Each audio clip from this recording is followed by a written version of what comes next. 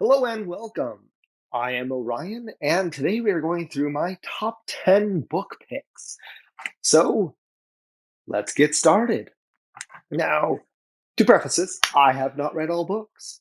I would be impressed if anybody had, so I fully expect that my list will have a few books that people probably have never heard of, and it to be missing many books that are absolutely better than the books on my list. But hey, guess what? That is what future me will look back on current me and say, guess what? I need to do another one of those videos. So, without further ado, number 10, David Gemmell, Midnight Falcon. I love Tales of the Dragante. It is a fantastic setting. Old Scotland, warriors and valor and magic and everything mixed together, and then taken out of that element and put into Rome. And it is just a great read, a great book, took characters I already enjoyed, and what happened then.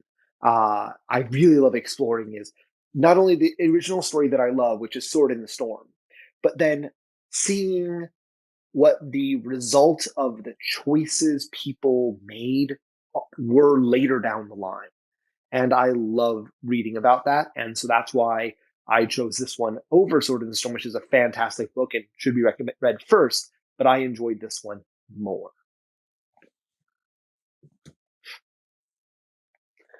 Number 9, Outcast of Redwall. Now, yes, the Redwall series is I'd say, epic fantasy for kids series.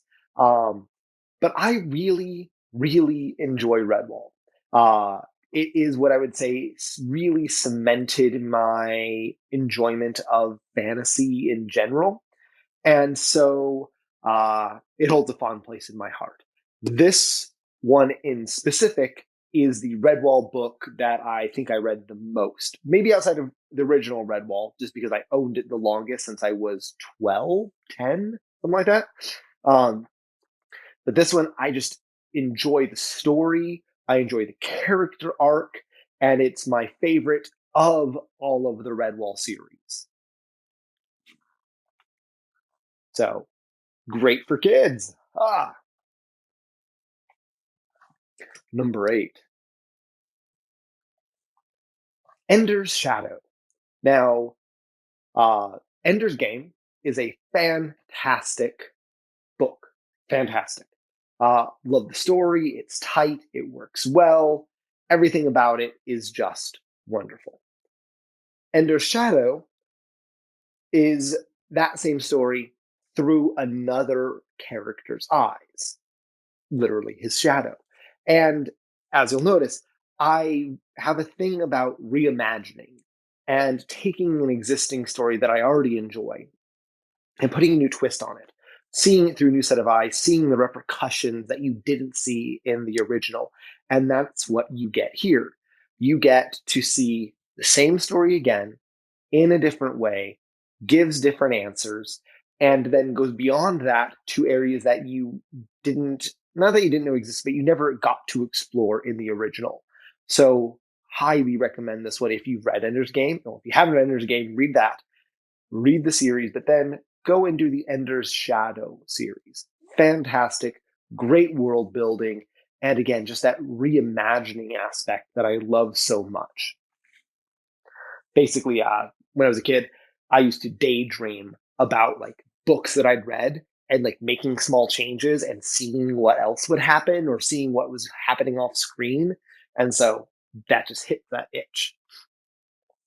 Okay, so 10, 9, 8, 7. Number 7, Dinotopia. So I don't know if this is fitting in the image or not, but this is an illustrated book. And I have it on here, for one, being a fantastic idea. Two, inspiring me to draw, because I love the illustrations here. And the spin off novels, and just the general world that this built, I loved and loved a lot when I first saw it, and just was so excited, a young adult, They have the Dinotopia series, read all of those, but then the more mature novels as well. I just continued enjoying the entire thing. And realistically, I just think that this novel or this book had a big impact on me when I was younger, and I still enjoy picking it up, leafing through it, seeing the story again. And so I highly recommend it just because it's a different experience with this level of illustration. Again, now there are plenty of illustrated editions of other fantasy books coming out, but this was kind of like the first of those for me. So, highly recommended. Now, number 6 is going to be a little bit different because it's not a fiction book.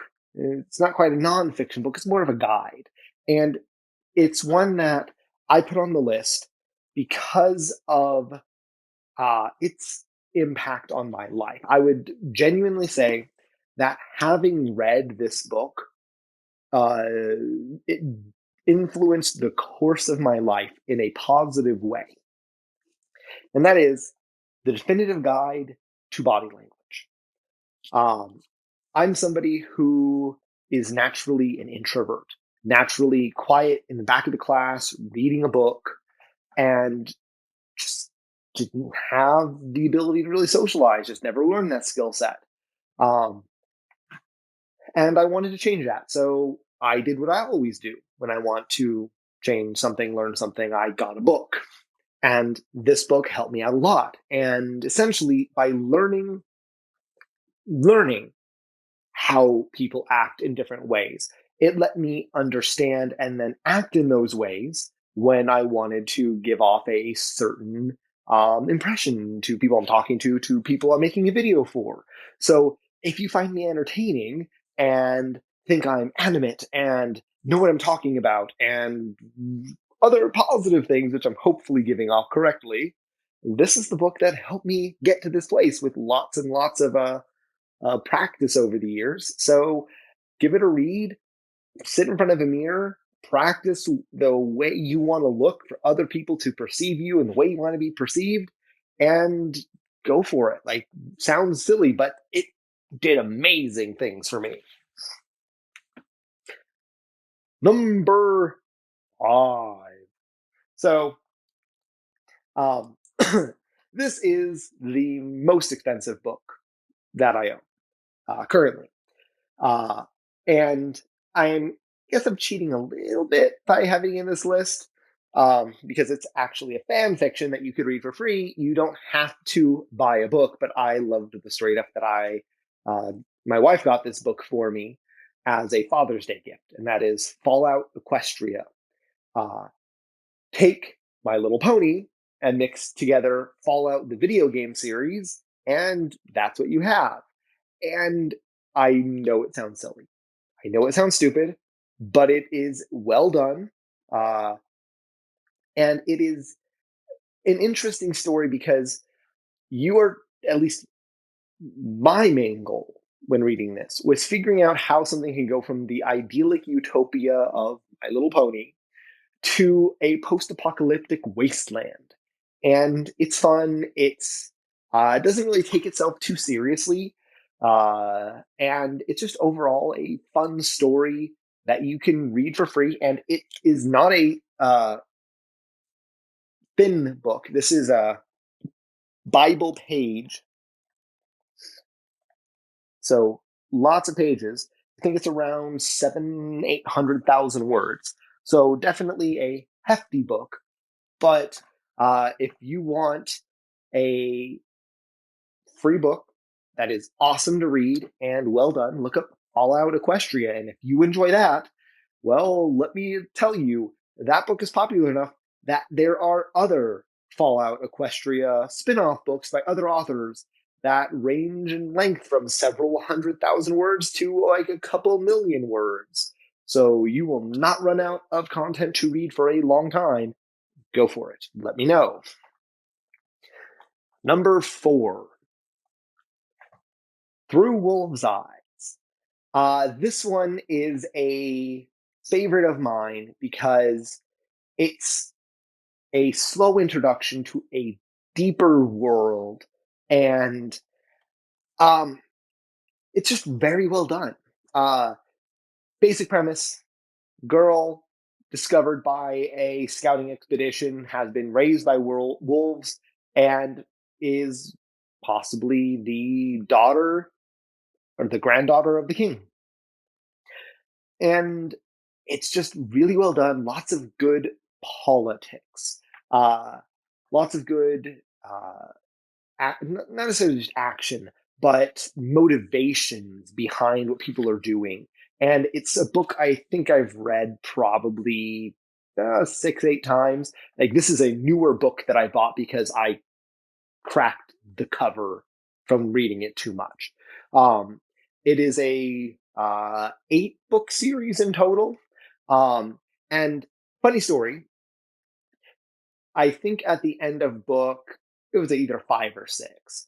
I finished reading it and it was like the end. And I thought that meant that the series ended. And I was so furious that it ended and didn't resolve like all these different plot lines. Like, oh my god! And of course, this was a long time ago before uh, internet and everything was super huge, and at least I didn't think about researching it all. And so I randomly was looking up this book for rereading the series again, even though I didn't really like how it ended.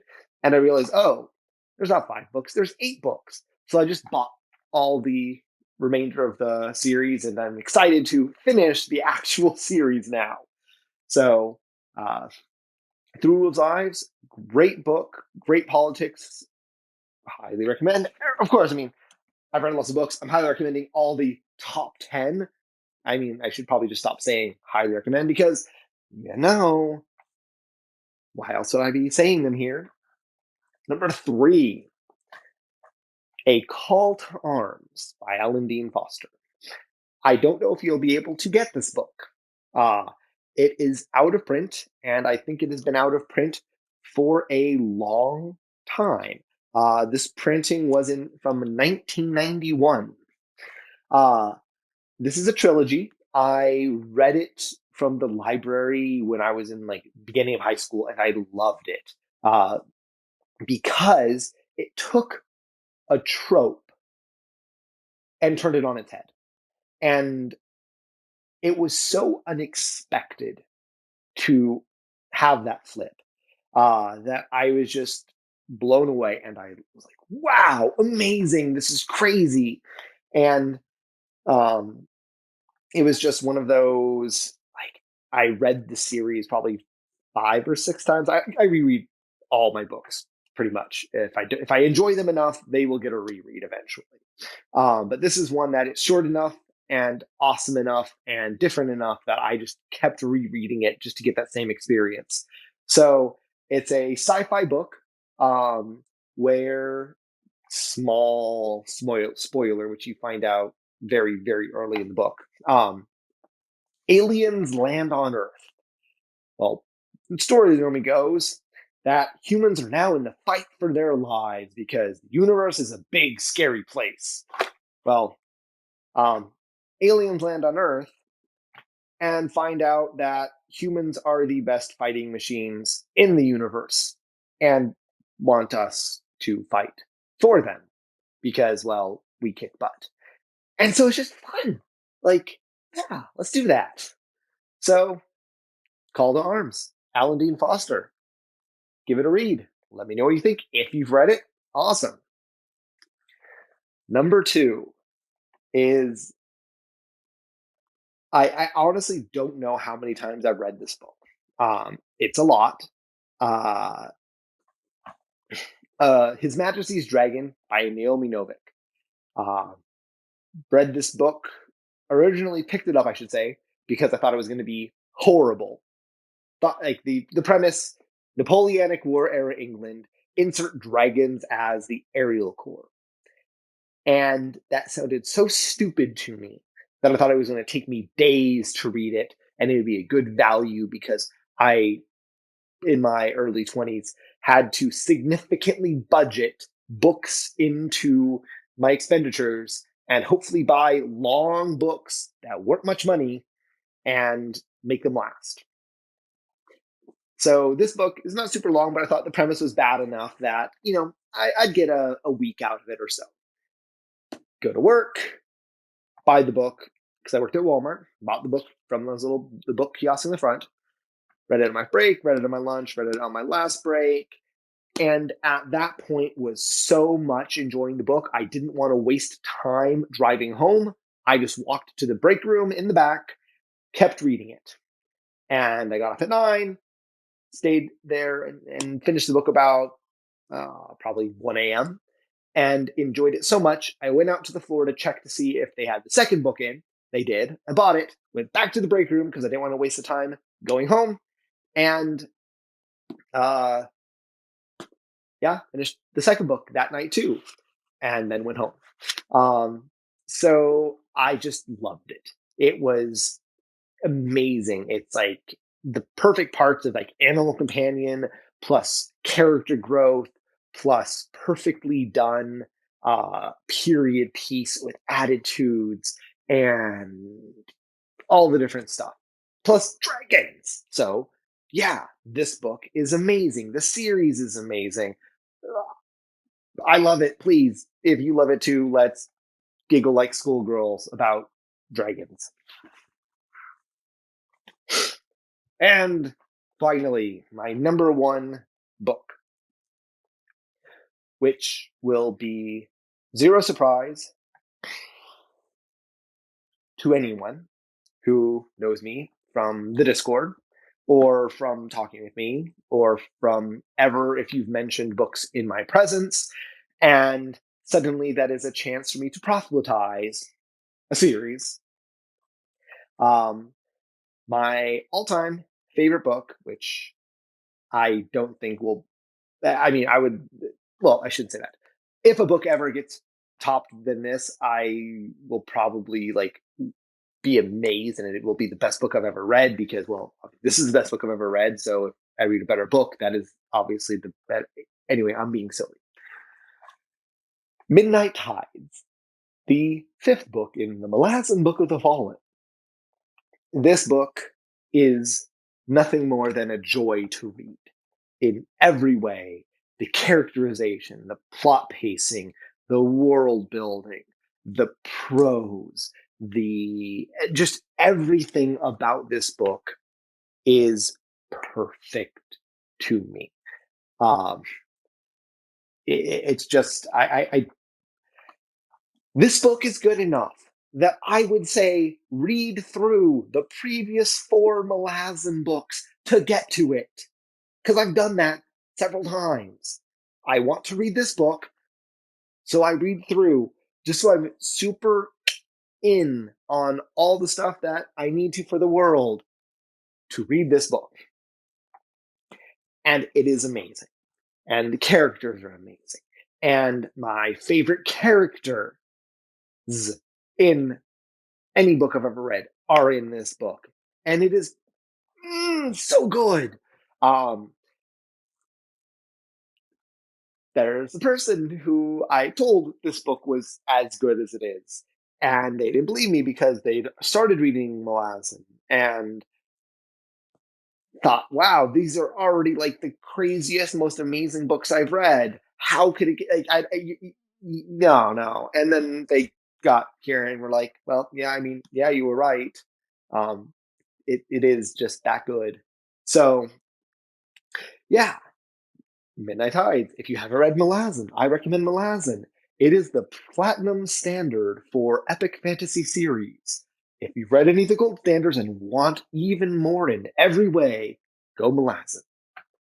Well, that has been my personal top 10 books, not limited by series or genre or anything. Obviously, it's been a smattering of all the different stuff. So, yeah, thank you for stopping by. I hope you had fun, and let me know what you think in the comments. Like, subscribe, because by my telling you to, you are more likely to actually interact with those things, which I don't even look at the analytics tab, so it doesn't matter to me. Anyway, have a great rest of your day. Thanks for stopping by.